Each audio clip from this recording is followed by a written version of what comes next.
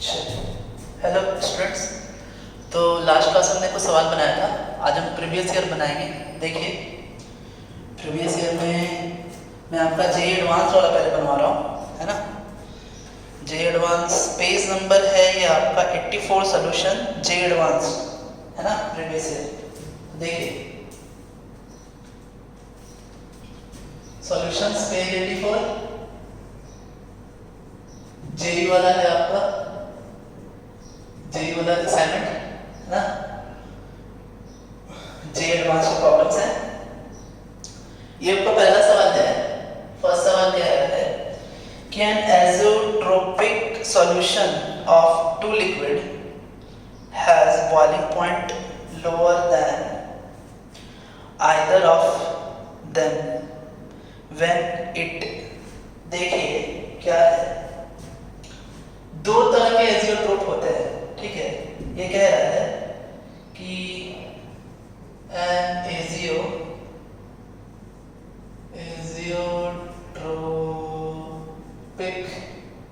Mixture having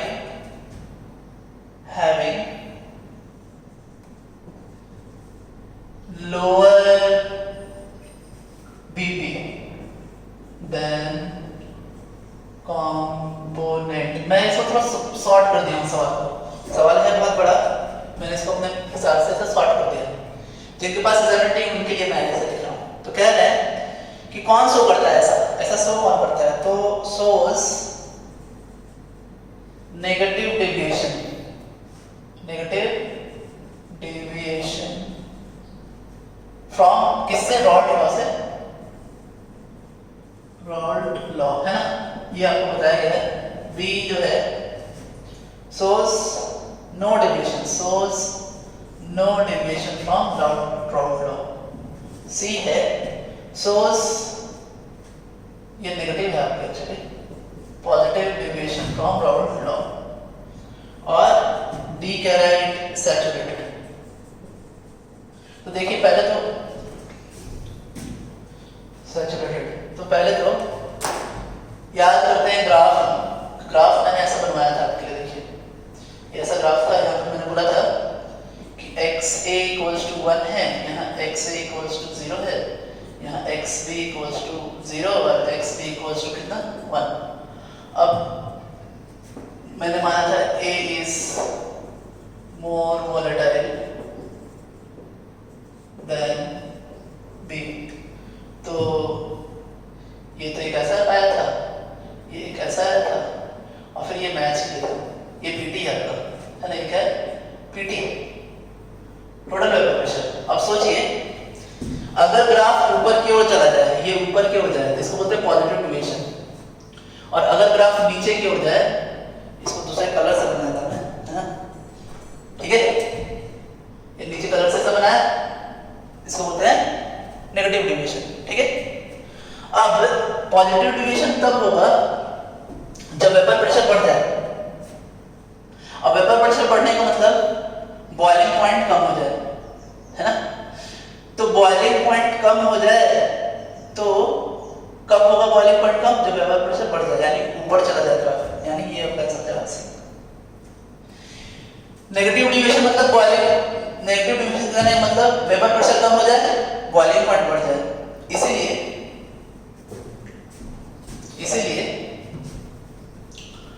जो positive deviation show करते हैं, है ना, जो पॉजिटिव डेविएशन शो करते हैं उन्हें हम बोलते हैं मिनिमम बॉइलिंग एजियोट्रोप, है ना। शॉर्ट में लिखता मैं, समझे, यहाँ लिखता हूँ आपके लिए, यहाँ इधर लिखता हूँ, उधर शायद कट गया हो, आ नहीं रहा हो। सो पॉजिटिव डेविएशन जो शो करते हैं उसे हम बोलते हैं मिनिमम बॉइलिंग एजियोट्रोप, और नेगेटिव डेविएशन जो शो करते हैं उसे बोलते हैं मैक्सिमम बॉइलिंग एजियोट्रोप। उनका बॉइलिंग पॉइंट बढ़ जाता है। तो ये मेन कंसेप्ट है आपका इस सवाल का। आंसर होगा source positive deviation from the Raoult law, ठीक है। आगे चलते हैं नेक्स्ट सवाल में।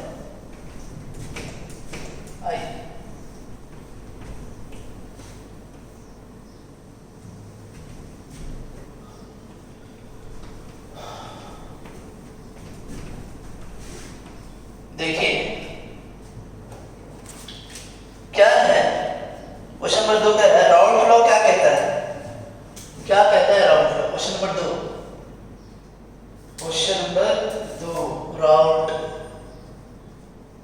राउल्ट्स लॉ क्या कहता है। तो राउल्ट्स लॉ कहता है, पहला देखिए ऑप्शन क्या दिया है, ऑप्शन कह रहा है lowering of vapour pressure is equals to, यानी delta P is equals to, ये स्टेटमेंट में मैं आपको फॉर्मूला में लिखा रहा हूं, delta P is equals to, delta P मतलब change in vapour pressure, so change in vapour pressure is equals to mole fraction of solute, so mole fraction of solute. Option B है relative lowering of vapor pressure is equals to mole fraction of solute, that is relative lowering तो ये होता है आपका solute। C कह रहा है the relative lowering of vapor pressure is proportional to amount of solution in the amount of solute in the solution, that is ये कह रहा है delta P by T standard is equals to m of solute, ठीक है।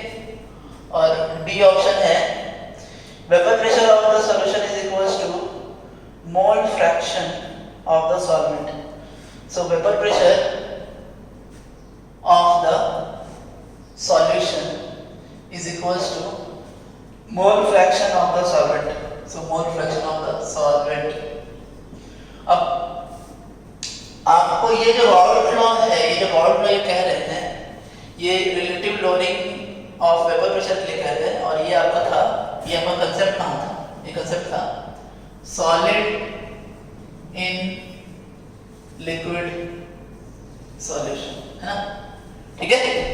तो solid in liquid solution में मैंने आपको ये वाला फार्मूला जो है वो डिराइव भी करवाया है, आप अगर देखिएगा, है ना, non volatile solid in a volatile liquid, उसके लिए मैंने ये डेरिवेशन करवाया है, आप वहाँ चेक कर सकते हैं, आपको ये वाला वहाँ मिलेगा। नेक्स्ट क्वेश्चन है, कह रहा है कि when mercuric oxide iodide, sorry, when mercuric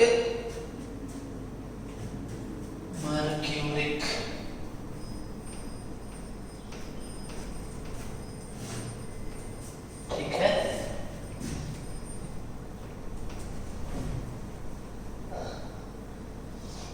कह रहा है क्वेश्चन नंबर 3, क्वेश्चन नंबर 3 कह रहा है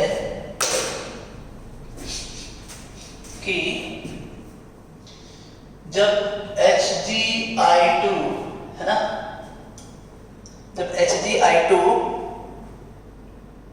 ऐड किया जाता है KI में ऐड किया जाता है, ठीक है, तो कह रहा है कि TF जो है वो बढ़ता है, B TF जो है वो घटता है, C TF do not change and D BP do not change। अब सुनिए अच्छे से जो मैं आपको बता रहा हूँ, एक्चुअली जब ये दोनों रिएक्शन करते हैं तो एक कॉम्प्लेक्स फॉर्मेशन होता है, कॉम्प्लेक्स फॉर्मेशन होता है। ये कॉम्प्लेक्स फॉर्मेशन में जब आपको कॉर्डिनेशन कंपाउंड पढ़ाऊंगा तो वहाँ पे आपको एक क्लियर हो जाएगा कि कौन सा कंपाउंड यहाँ बनता है, एक कॉम्प्लेक्स कंपाउंड बनता है और ये एसोसिएट हो जाते हैं, एसोसिएट हो जाते हैं, और एसोसिएट होंगे तो नंबर ऑफ पार्टिकल जो है वो घटेगा, और जब नंबर ऑफ पार्टिकल घट जाएगा, ठीक है, तो जो फ्रीजिंग पॉइंट है, तो एक्चुअली फ्रीजिंग पॉइंट आपका घटता है ना, डिप्रेशन होता है, तो पार्टिकल्स घट रहे हैं, आपका फ्रीजिंग पॉइंट क्या हो जाएगा, एक्चुअली वो बढ़ जाएगा ये डालने से। तो ये पार्टिकल जब हमने उसके अंदर डाला तो फ्रीजिंग पॉइंट क्या हो जाएगा, बढ़ जाएगा, है ना, कि सॉल्यूशन में जितने भी KI होंगे वो KI से सब क्या कर लेंगे, कॉम्प्लेक्स फॉर्मेशन कर लेंगे, और कॉम्प्लेक्स फॉर्मेशन करके नंबर ऑफ पार्टिकल्स हो जाएगा कम। अब नंबर ऑफ पार्टिकल्स होने कम होने की वजह से जो फ्रीजिंग पॉइंट घटना चाहिए था वो फ्रीजिंग पॉइंट आपका बढ़ जाएगा। और ये जो आपको अभी लग रहा हो कि अरे ये कैसे सर कह रहे हैं कि ये कॉम्प्लेक्स फॉर्मेशन होता है यहाँ पे। तो आपका क्वांटिटेशन कंपाउंड एक चैप्टर ही है कॉम्प्लेक्स फॉर्मेशन के लिए, वो मैं आपको पढ़ाऊंगा और वहाँ आपको अच्छे से डील करूँगा कि एक्चुअली क्या होता है यहाँ पे। ठीक है, आगे चलते हैं, नेक्स्ट देखते हैं, है ना। नेक्स्ट क्वेश्चन कह रहा है कि फ्रीजिंग, क्वेश्चन नंबर 4 है ना, क्वेश्चन नंबर 4 आइए। तो क्वेश्चन नंबर 4 में है आपका कि 0.1 m एक्वस सॉल्यूशन दिया है ना, और 0.1 m एक्वस सॉल्यूशन के साथ कह रहा है कि किसके लिए लोएस्ट FP होगा, फ्रीजिंग पॉइंट लोएस्ट किसके लिए होगा। ऑप्शन देखिए, ऑप्शन है K2SO4, फिर है NaCl, फिर है यूरिया और फिर है आपका ग्लूकोज। अब देखिए कंसंट्रेशन सेम है, कंसंट्रेशन सेम है, तो जो आपका फ्रीजिंग पॉइंट है वो डिप्रेस तो होगा, लेकिन फ्रीजिंग पॉइंट डिपेंड करेगा I के वैल्यू पर। I जितना ज्यादा होगा उतना ही ज्यादा आपका फ्रीजिंग पॉइंट डिप्रेस होगा। इसके लिए I का वैल्यू है कितना, 3, इसके लिए I का वैल्यू है 2, इसके लिए I का वैल्यू है 1, इसके लिए I का वैल्यू है 1। कैसे किया मैंने, तो देखिए कैसे किया। आइए, K2SO4 2K plus SO4 2 minus. अब देखिए यहाँ पे 1 0 0 और फिर ये 1 माइनस 1 100% डिस्ट्रीब्यूट होगा ना, 1 माइनस 1 2 एंड 1, दैट इज ये तो हो गया 0 2 1, टोटल कितना है 3 आ गए। तो यहाँ से 3 आयंस मिलेंगे, यहाँ से 2 मिलेगा। ये तो आपका नॉन इलेक्ट्रोलाइटेड टूटेगा नहीं यूरिया, तो ये होगा I इक्वल्स टू 1, और ग्लूकोज भी नॉन इलेक्ट्रोलाइटेड है, ये भी हो जाएगा I इक्वल्स टू 1। तो 1m एक्वस सॉल्यूशन के लिए जो लोएस्ट FP आएगा वो किसके लिए आएगा, इसके लिए आएगा, है ना। आगे चलते हैं, नेक्स्ट क्वेश्चन जो है आपका क्वेश्चन नंबर 5, वो पहले मैंने लेवल 2 में आपको करवा दिया है। क्वेश्चन नंबर जो 5 है वो आपने लेवल 2 में कर लिया है, उसको मैच करिए, है ना। उसको मैं दोबारा उससे बना सकते हैं, लेकिन मैं वो डिस्कस कर चुका हूँ क्वेश्चन नंबर 5 को, है ना। क्वेश्चन नंबर 6 देखते हैं, कह रहा है कि 0.2 मोलर एसिड, ठीक है, फिर कह रहा है कि freezing point of the solution क्या होगा, है ना। देखिए तो क्या है, 0.2 m HX 20% आयोनाइज, है ना, और KF दे के रखा है आपका, कितना है KF 1.86 केल्विन पर मोलर, मोलर इनवर्स, ठीक है। अब कह रहा है कि freezing point of the solution क्या होगा, वाटर का सॉल्यूशन है, एक्वस सॉल्यूशन है ना, वाटर का है। अब क्या करेंगे हम, निकालते हैं डेल्टा TF निकालते हैं। डेल्टा TF इक्वल टू क्या होता है, delta TF upon TF, delta TF इसको लेते हैं क्या, ऑब्जर्व, इसको क्या लेते हैं theoretical is equal to I, है ना। तो delta TF observed is equal to I into delta TF theoretical, I into इसका वैल्यू क्या होगा KF इंटू M, है ना। अब I का वैल्यू निकाला HX के लिए, HX H plus plus X minus, so 1 minus alpha, alpha and alpha, I is equal to 1 plus alpha, add करेंगे सबको तो आपका 1 प्लस अल्फा आएगा, दैट इज 1 पॉइंट कितना हो जाएगा 2। तो I का वैल्यू है आपका 1.2, 1 कितना 0.2 into KF is equal to कितना 1.86 इंटू M। ये जो 0.2 M है ये मोलर है, स्मॉल m है ना, इंटू 2, गया कितना, इसको कैलकुलेट करें आप। कैलकुलेट करने पे ये आपका एक्चुअली 0.45 आएगा। तो हम जानते हैं कि delta T F standard minus delta T F is equal to, ये आपका 0 होता है, 0 minus delta T F is equal to 0.45, so T F is equal to minus 0.45 आ गया आंसर। ठीक है, ये वैल्यू आपका इतना आएगा, कितना आएगा ये, है ना, तो ये रहा आपका, हमने देखा क्या हुआ ये था क्वेश्चन नंबर 6। 5 मैंने नहीं बताया आपको क्योंकि 5 नंबर मैं पहले ही डिस्कस करवा चुका हूँ। क्वेश्चन नंबर 8 देखते हैं, सॉरी 7 देखते हैं, है ना। अब देखिए ये 7 नंबर क्वेश्चन मैं आपको करवा चुका हूँ।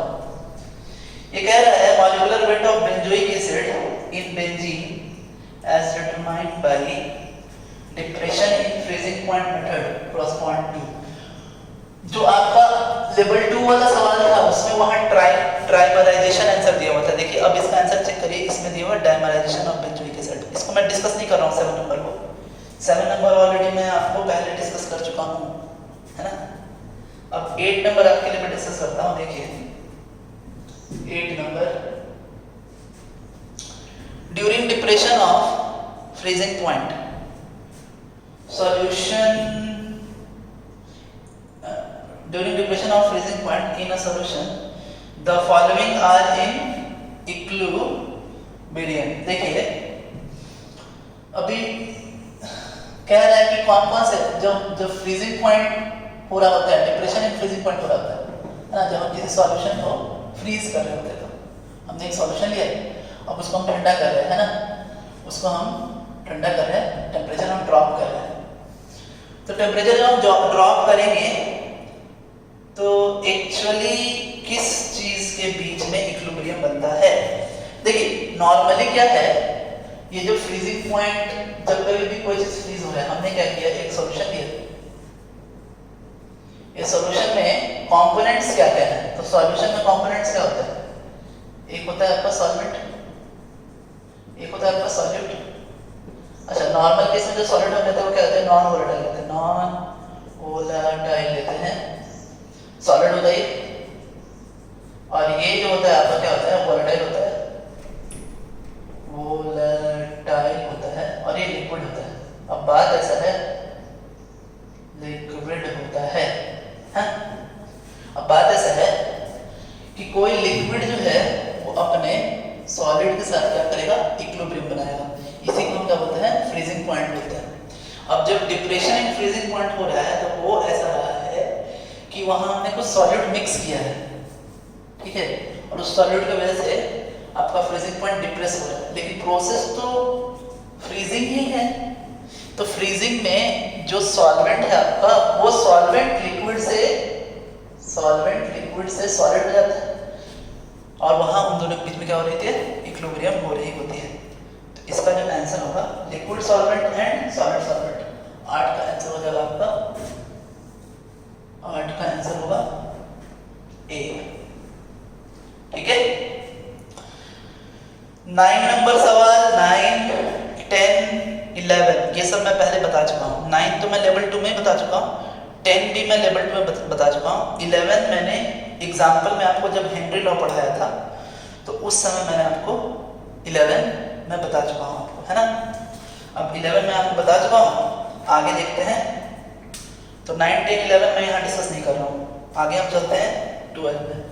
ठीक है, देखिए तो 12 नंबर सवाल क्या है, आइए।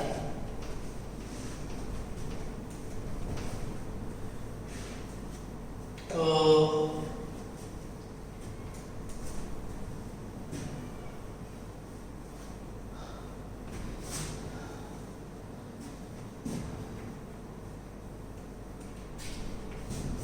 12 नंबर सवाल है, कह रहा है डिसॉल्विंग यूरिया लिया है, यूरिया कितना लिया है, 120 ग्राम, इसका मोलर मास 60 दे रखा है ना। फिर कह रहा है उसको डिसॉल्व किया उसने, डिसॉल्व डिसॉल्व किया कितने में 1000 ग्राम ऑफ वाटर में, है ना। अब कह रहा है कि इसका डेंसिटी उन्होंने दिया है, डेंसिटी दिया कितना 1.15 ग्राम पर ml, है ना। अब कह रहे हैं कि मोलरिटी क्या होगा इसका, तो आपको मोलरिटी फाइंड आउट करना है। मोलरिटी क्या होगा, देखिए सवाल कैसे बनेगा, क्या है 120 ग्राम ऑफ यूरिया जो है 1000 ऑफ ग्राम वाटर में किया गया था। सॉल्यूशन का जो मास होगा, सो यहाँ लिख देते हैं कि mass of solution is equal to कितना 120 plus 1000, that is mass of urea plus mass of क्या वाटर, दैट इज कितना है 1120 ग्राम, है ना। ठीक है, अब जब इतना है तो हम यहाँ से क्या कर सकते हैं कि हम वॉल्यूम निकाल सकते हैं। तो वॉल्यूम ऑफ सॉल्यूशन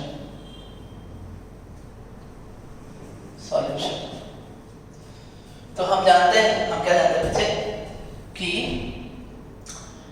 अगर हमको इसका वॉल्यूम निकालना है तो इसके मास 1120 और उसके डेंसिटी हमने क्या करते हैं डिवाइड कर दिया, ठीक है ना। ये आपका क्या है ml में वॉल्यूम आया है ना।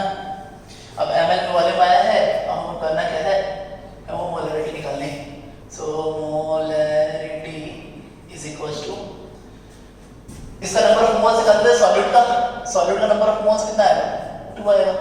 So number of moles of solute है ना upon volume of solution that is 1120 into 1.15। अच्छा चूंकि ये ml है इससे हमने तो क्या किया 1000 तक डिवाइड कर दिया, तो यहाँ पे 1000 डिवाइड करेंगे तो ऊपर क्या हो जाएगा मल्टीप्लाई हो जाएगा।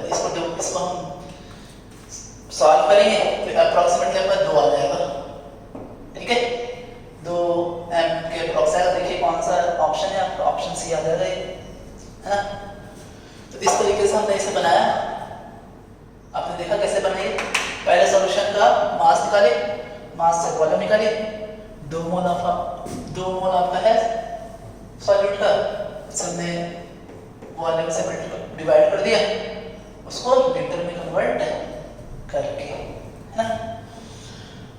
आगे वाला जो सवाल है, ये सवाल कह रहा है कि the freezing point of a solution containing 30 number सवाल, देखिए 30 नंबर सवाल बनाते हैं हम, है ना 30 देखिए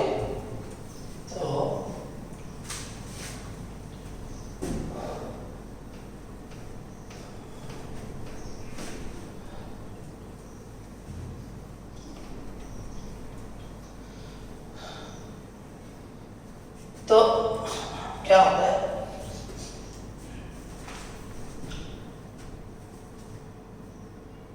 ओके 30 नंबर सवाल 30 क्या है कि 0.1 ग्राम ऑफ हमने लिया है क्या 0.1 ग्राम लिया है K3FeCN6 दिया है ना। और इसका मॉलिक्यूलर वेट भी दिया है, मॉलिक्यूलर वेट है कितना 329 है ना। अच्छा 100 ग्राम ऑफ वाटर डाल दिया, 100 ग्राम ऑफ वाटर का वेट दिया 100 ग्राम ऑफ वाटर, ठीक है ना। अब देखिए कुछ है KF भी लेके रखा है, KF है कितना KF वाटर कितना 1.86 है ना, क्या केल्विन मोलर इनवर्स है ना। तो ये है आपका, अब देखिए बने कैसे। तो पहले तो अपने को ये पता करना है, पहले तो देखना है कि ये डिसोसिएट होगा बच्चे, और डिसोसिएट होगा तो इसका आई का वैल्यू निकाला, देखिए K3FeCN6 बनेगा क्या, ये जब टूटेगा तो बनेगा 3K प्लस FeCN6 है ना, 3 माइनस कितना है से 3 प्लस 1 आई इक्वल टू 4 हो गया आपके। अब डायरेक्टली आपका के एफ दे के रखा है ना, तो हम लिखेंगे delta T F is equal to I into M into K F. ये एम क्या है आपका, मोलालिटी है ना। तो हम अब यहाँ से सॉल्व करते हैं। आई का वैल्यू 4 है, इंटू मोलालिटी निकालना है अपने को, मोलालिटी 0.1 अपॉन 329। अच्छा, mass of solvent that is 100 ग्राम, इस पे 1000 से डिवाइड करेंगे तो ऊपर चला जाएगा, इंटू 1000 इंटू के एफ 1.86। इसको सॉल्व करेंगे तो डेल्टा टी एफ आपका कितना आएगा, डेल्टा टी एफ आ जाएगा आपका -2.3 इंटू, एक्चुअली प्लस में आएगा, टोटल आएगा, इंटू 10⁻⁻2 आएगा। अब यहाँ से फिर से आप निकाल लो, क्या जानते हो, T F is equal to T F standard minus T F is equal to कितना, 2.3 इंटू 10⁻²। इसका वैल्यू हो जाएगा 0 minus T F is equal to 2.3 into 10⁻²। So T F is equal to आपका आ गया -2.3 इंटू 10⁻², ये आ गया आपका। तो इस तरीके से ये सवाल आपका बन गया। ये सवाल आया था आपका 2011 में IIT क्वेश्चन नंबर 13 है ये, है ना। ये हमने बनाया, देखा कैसे कैसे क्या क्या आता है ना। हम डायरेक्टली ये फॉर्मूला भी यूज कर सकते हैं बच्चे, है ना, ये हम यूज कर सकते हैं, है ना। तो आगे चलते हैं, नेक्स्ट क्वेश्चन बनाते हैं, क्वेश्चन नंबर 14 बनाते हैं, है ना। तो क्वेश्चन नंबर 14 कह रहा है, देखिए आइए,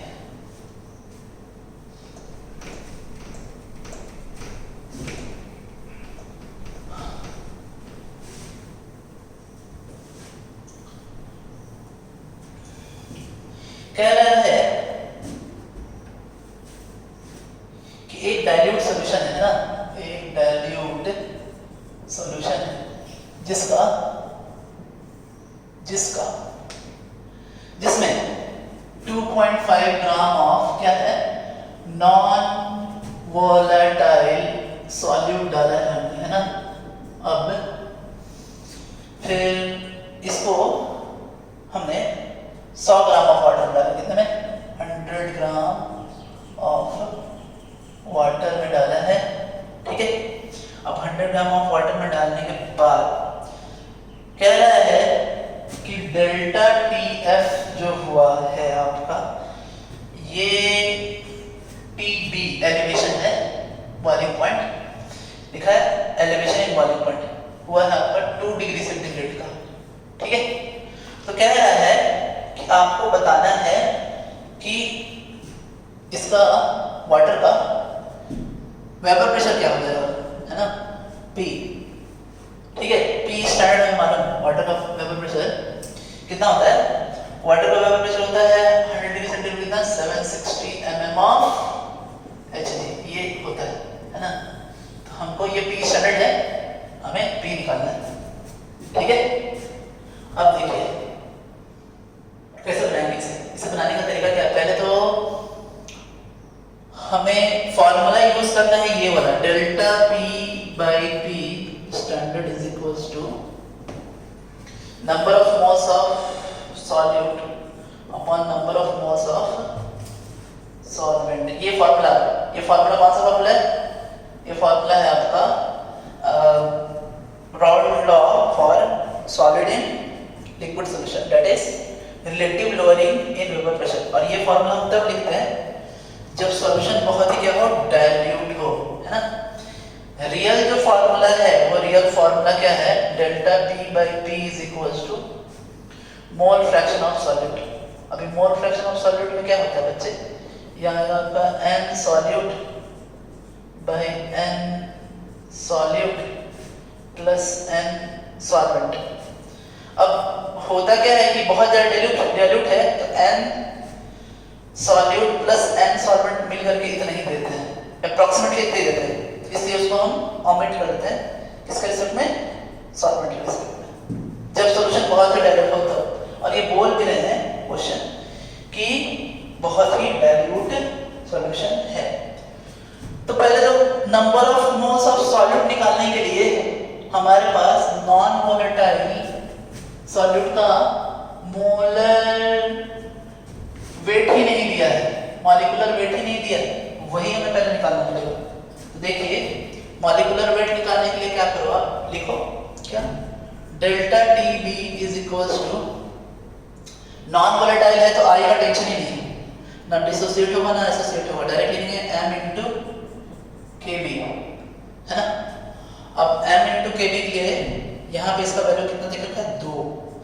इसका m मतलब मोलालिटी यानी 2.5 बाय ये मान लिया कैपिटल M, मैंने मान लिया क्या, मॉलिक्यूलर वेट ऑफ सॉल्यूट, ये मान लिया मैंने m लेट, ठीक है नहीं, ठीक है। अच्छा, और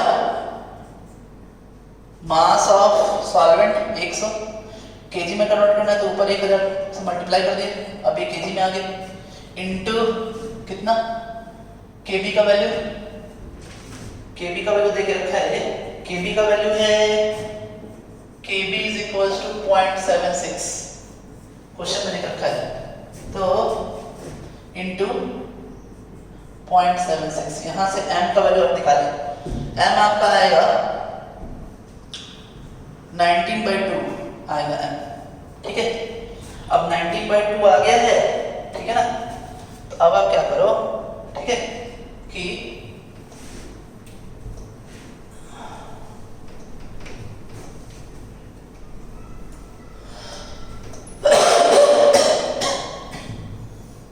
जब इतना कुछ हो गया है ना, तो